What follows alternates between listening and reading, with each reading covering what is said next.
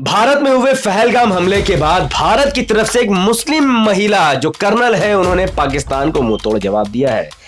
Operation सिंदूर के नाम से पाकिस्तान के कई आतंकी एरिया पर भारत ने बॉम्ब बरसाए हैं, जिसको कोई और नहीं बल्कि एक मुस्लिम महिला कर्नल लीड कर रही थी, जिससे आरएसएस, विश्व हिंदू परिषद, बजरंग दल, हिंदू युवा वाहिनी जैसे संगठन के तन मन धन में आग लग चुका है। सबसे बड़ा सवाल कि इस आतंकी हमले के बाद भारत ने जिस तरीके से पाकिस्तान को जवाब दिया है, जितने आतंकी पाकिस्तान की तरफ से मारे गए हैं, सवाल यह है कि इस हमले के बाद मोदी जी से ज्यादा चर्चा असदुद्दीन साहब की क्यों हो रही है? मोदी से ज्यादा वाहवाही असदुद्दीन साहब क्यों बटोर रहे हैं? क्योंकि सब कुछ जब से पहलगाम हुआ और जब से भारत ने पाकिस्तान पर हमला किया है, भारत के मुसलमानों के लिए खुशखबरी ही खुशखबरी है। और इस हमले के बाद प्रेसिडेंट डोनाल्ड ट्रंप, पाकिस्तान के पीएम और भारत के कई मशहूर नेताओं ने क्या प्रतिक्रिया दी है वो भी जानेंगे, और साथ में जानेंगे कि पहलगाम का बदला अभी भी पूरा नहीं हुआ है। तो पूरी वीडियो को विस्तार से जानेंगे और समझेंगे। उससे पहले अस्सलाम वालेकुम वरहमतुल्लाहि वबरकात। अल्लाह के नाम से शुरू जो बड़ा मेहरबान और निहायत रहम करने वाला है। मैं हूं मोहम्मद हफीज अंसारी और आप देख रहे हैं द पॉलिटिकल। तो 22 अप्रैल 2025 वो काला दिन जब पहलगाम में कई आतंकी लोग घुसे, नाम पूछ कर, धर्म पूछ कर हिंदू समाज के लोगों को उन्होंने मारना शुरू कर दिया और कुछ ही देर में उन्होंने 26 लोगों को मौत के घाट उतार दिया। उन 26 में से 25 गैर मुस्लिम थे और एक मुसलमान था, जिससे उनका मकसद यह था कि भारत में हिंदू और मुसलमान की राजनीति चरम पर चल जाए और भारत में सिविल वॉर हो जाए, भारत में हिंदू मुसलमान पर हमला कर दे और देश टूट जाए, बर्बाद हो जाए। जिसको देखते हुए भारत के मुसलमानों ने काफी सहानुभूति रखते हुए काम किया, पाकिस्तान मुर्दाबाद के नारे लगाए। पाकिस्तान के खिलाफ सबसे ज्यादा किसी ने मोर्चा खुला तो वो थे बैरिस्टर असदुद्दीन ओवैसी साहब। नेता के रूप में वो सबसे आगे थे और अवाम के रूप में भारत के मुसलमान सबसे ज्यादा पाकिस्तान के खिलाफ विरोध करते। जबकि दूसरी तरफ पाकिस्तान के इस मंसूबे को पूरा करने के लिए, भारत में सिविल वॉर करवाने के लिए हिंदुत्व संगठन के लोगों ने अलग अलग इलाके में मुसलमानों के खिलाफ एक्शन लेना शुरू कर दिया, मुसलमानों के खिलाफ बहिष्कार करना शुरू कर दिया। कई मुसलमानों को मारने की भी खबर है, कई मुसलमानों के घरों को तोड़ने की भी खबर है और कश्मीर के लोगों को चुन चुन कर प्रताड़ित करना शुरू किया गया। लेकिन यह बहुत छोटे लेवल पर था। पाकिस्तान जो चाहता था देश में भारत के मुसलमान और हिंदुओं ने नहीं होने दिया। कुछ हिंदुत्व मक्कार, चाइना, पाकिस्तान के दल, आरएसएस, वीएचपी, बजरंग दल, गौरक्षक जैसे हिंदुत्व संगठन ने जरूर पाकिस्तान के मंसूबे को पूरा करने की कोशिश की, लेकिन भारत के हिंदू और मुसलमानों ने बिल्कुल भी यह करने की कोशिश नहीं की। अब इस हमले के करीबन 15 दिन तक सरकार इंतजार कर रही थी क्या करना चाहिए, क्या नहीं करना चाहिए। तब एक चेहरा सामने आया, वो है बैरिस्टर असदुद्दीन ओवैसी साहब। असदुद्दीन ओवैसी साहब ने भारतीय जनता पार्टी की सरकार को यह मशवरा दिया कि इंटरनेशनल लॉ, जाहिर है कि मोदी या अमित शाह, इनको ये नहीं पता इंटरनेशनल लॉ क्या होता है। जिनको संविधान की ज्यादा समझ नहीं, वो इंटरनेशनल लॉ के बारे में क्या जाने, क्योंकि संविधान की अगर समझ होती तो आर्टिकल 14, 15 और 26, 25 के खिलाफ एक वक्फ बिल नहीं धरा देते। तो खैर ये एक अलग मुद्दा है। तो ओवैसी साहब को तो समझ है। उन्होंने 12 बार जब उनको मीटिंग में बुलाया गया और जब उन्होंने इंटरव्यू दिया, उन्होंने कहा कि इंटरनेशनल आर्टिकल हमें इस बात की इजाजत देता है कि जो नॉन स्टेट लोग होते हैं, जो सरकार उस देश के लोग होते हैं पर वो सरकार से अलग होते हैं और टेररिज्म फैलाते हैं और उल्टे सीधे काम करते हैं, हमें आजादी है कि हम घर में घुसकर उनको मार सकते हैं और सिर्फ मारना नहीं बल्कि उस हिस्से को कब्जा कर लेना है। इस चीज को देखते हुए 15 दिन बाद बीते रोज जब लोग सो रहे थे, 7 मई 2025 रात 1:04 में भारत सरकार, इंडियन आर्मी ने पाकिस्तान के कई बड़े ठिकानों पर हमला कर दिया, जहां पर आतंकवादी गतिविधि होती थी, जहां पर आतंकवाद को पाला जाता था। वो आपके सामने है। अब देखिए, ये भारत का बॉर्डर है, एक तरफ पीओके आपको दिखता हो, एक तरफ पाकिस्तान दिखता होगा। तो पाकिस्तान ऑक्युपाइड कश्मीर वो एक कश्मीर का हिस्सा है जो भारत का पाकिस्तान ने कब्जा करके रखा है। वहां पर करीबन 5 इलाके में इंडियन आर्मी ने बॉम्ब गिराए हैं। उसके अलावा पाकिस्तान के अंदर सियालकोट, मुरीद के और बहावलपुर जैसे इलाके और चक अमरू जैसे इलाके में हमला किया। यानी 5 पाकिस्तान ऑक्युपाइड कश्मीर के अंदर जो आतंकी संगठन जहां पलते थे वहां बॉम्ब गिराए और 4 ऐसे पाकिस्तान के अंदर इलाके थे जहां पर बॉम्ब गिराए। अब इस चीज को किसने बताया भाई? इस चीज को बताने वाली का नाम है कर्नल सोफिया कुरैशी। ये बहुत इंटरेस्टिंग है, ये बहुत इंटरेस्टिंग है। आतंकवादी चाहते थे दुनिया को यह दिखाना कि भारत में हिंदू मुसलमान का दुश्मन है। अब जो पाकिस्तान के खिलाफ पूरा एक्शन हुआ है और जो इस मिशन को लीड कर रही थी, उनका नाम है कर्नल सोफिया कुरैशी। उन्होंने बताया कि हम पाकिस्तान के 30 किलोमीटर अंदर घुसकर हम लोगों ने बॉम्ब गिराया, हर उस आतंकवादी अड्डे पर बॉम्ब गिराया जो भारत के खिलाफ उल्टे सीधे काम कर रहे थे। और इसमें ज्यादातर बेस लश्कर थूथू के थे।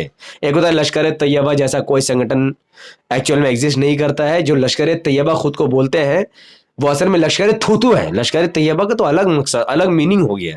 एक पाक लश्कर, भाई पाक लश्कर का काम ये होता है गरीबों की मदद करना, स्कूल कॉलेज हॉस्पिटल बनाना, रास्ते बनाना, लोगों की खिदमत करना, भूखे को खाना, प्यासे को पानी पिलाना, उसको बोलते हैं लश्कर तैयबा।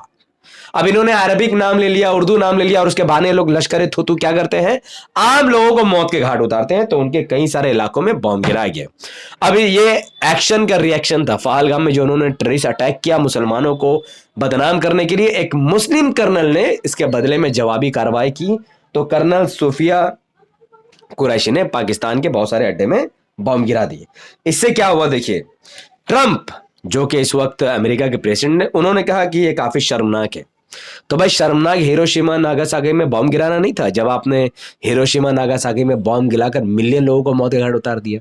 आज जब भारत बदला ले रहा है, अपने इज्जत की भरपाई कर रहा है, जो पहलगाम में घुसकर उन्होंने किया वो शर्मनाक है। अब मोदी जी को डिसाइड करना है कैसे लोगों को वो अपना दोस्त कैसे कहते हैं और कैसे वो अमेरिका से डील करे, क्योंकि इस वक्त ओवैसी साहब पीएम होते तो डील कर लेते, पर बेचारा एक चाय वाला पीएम है तो काफी कम चांसेस है कि वो डील कर सकेगा। पर हम भारत के मुसलमान भारत के साथ खड़े थे और रहेंगे इंशाल्लाह। अब देखिए इसके रिएक्शन में जैसे ही भारत ने हमला किया पाकिस्तान के आतंकी अड्डों पर, पाकिस्तान की आर्मी बौखला गई।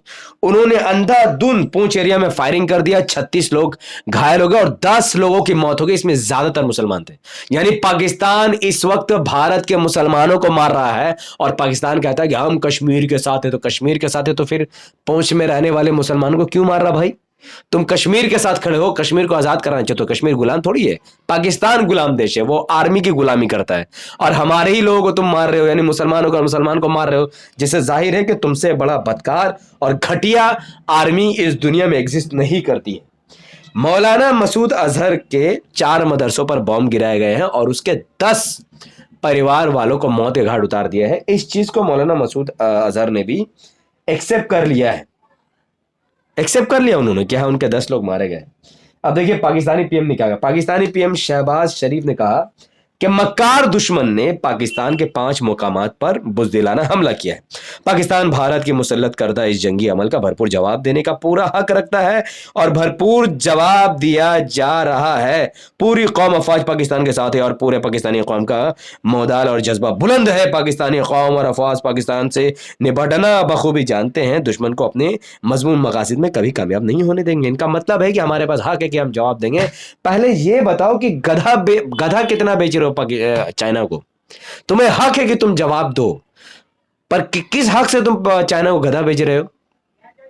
जिस कौम के पास, जिस पाकिस्तान के पास घर अपना देश चलाने के लिए पैसे नहीं है, गधे बेच बेच कर वो देश चला रहा है, तो भारत पर हमला करने के लिए उनको तो करोड़ों करोड़ों क्या मेरे ख्याल में खरबों और ट्रिलियंस और उससे ज्यादा गधे उनको बेचने पड़ेंगे। तो पहले गधे बेचो, चाइना को गधे बेचो, फिर कुछ पैसा आ जाए 2 रोटी खाओ और 2 रोटी खाने के बाद कुछ पैसा बचे तो फिर जंग के बारे में सोचना, क्योंकि पाकिस्तान इस वक्त जंग की स्थिति में नहीं है। पूरा पाकिस्तान बर्बाद हो चुका है और उस बर्बादी के पीछे पाकिस्तान की सरकार और पाकिस्तान की आर्मी है, जो गरीब पाकिस्तानियों का खून चूसकर अपना पेट भर रही है और पूरे पाकिस्तान को वो लोग बर्बाद कर रही है। अब खबर यह है कि पाकिस्तान, अब ऐसा बहुत सारे भारत में रहने वाले लोग भी कर रहे हैं कि नहीं 5 राफेल विमान और स्ट्राइक में मार दे गया पाकिस्तान ने। भाई उस रिपोर्ट को ध्यान से पढ़िए, उसमें यह लिखा कि पाकिस्तान की सरकार ने दावा किया है कि 5 भारत के जंगी जहाजों को मार गिराया गया है। उनके दावा करने से क्या होता है? मैं दावा करूं कि पाक ऑक्युपाइड कश्मीर भारत में जुड़ चुका है, भारत की फौज ने उस पर कब्जा कर लिया, तो उसको मान लिया जाएगा।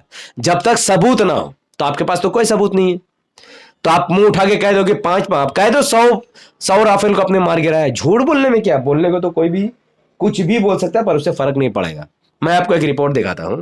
100 ऐसे लोग हैं, ये तस्वीर देखिए, ये खुद पीटीआई ने डाला है, जो कि पाकिस्तान तहरीक इंसाफ एक पार्टी, उन्होंने कहा है कि 100 पाकिस्तान के लोगों को जबरदस्ती जनरल आसिम मुनीर के फौजियों ने अरेस्ट कर लिया है, उनको टॉर्चर कर रहे हैं, उनको मजबूर कर रहे हैं, काला पानी से ज्यादा उनको बड़ा सजा दे रहे हैं। कौन है ये लोग? इनका भारत से कोई लेन देन नहीं है। ये पाकिस्तान के लोग हैं जो आर्मी के खिलाफ खड़े हैं। तो जो पाकिस्तान की आर्मी के खिलाफ खड़ा है, पाकिस्तान की आर्मी उसे लड़ रही है, उसको मार रही है, मौत गई, तो आजादी तो है ही नहीं पाकिस्तान में। पाकिस्तान की आर्मी का गुलाम है, ये इस बात का सबूत है। अब दो चेहरे देखिए, एक है रील और एक है रियल। रील के हिसाब से भारत के मुसलमान गद्दार है, जैसा कि मूवी में दिखाया जाता है। रियल में भारत के मुसलमान पाकिस्तान को मुंहतोड़ जवाब दे रहे हैं, चाहे संसद में ओवैसी साहब हो, जमीनी स्तर पर एमआईएम के लोग और भारत के मुसलमान हो, और ये सोफिया कुरैशी जी हो जो कर्नल है, जो पूरे इस मिशन को लीड कर रही है। तो रील में मत जाइए, रियल को देखिए। रियल सबसे इंपॉर्टेंट है। और सलाम है देश के लोगों को, देश के हिंदुओं को और देश के गैर मुसलमानों को जो पाकिस्तान के खिलाफ खड़े हैं, देश के साथ खड़े हैं। और मोदी की कोई वाहवाही नहीं हो रही है इस वक्त, ओवैसी साहब की वाहवाही हो रही है। ओवैसी साहब के पाकिस्तान मुर्दाबाद के नारे इस वक्त हाईलाइट हो रहे हैं।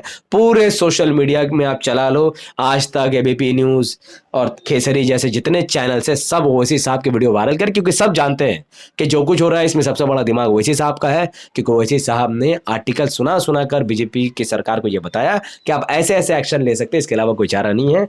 तो सलाम है उन लोगों को जो लोग ओवैसी साहब को सपोर्ट करते हैं, और बाकी लोग जो जिसका सपोर्ट करते हैं भाई समझो। तो इस मैसेज को लेकर आप क्या कहना चाहेंगे जरूर कमेंट पर डालिए।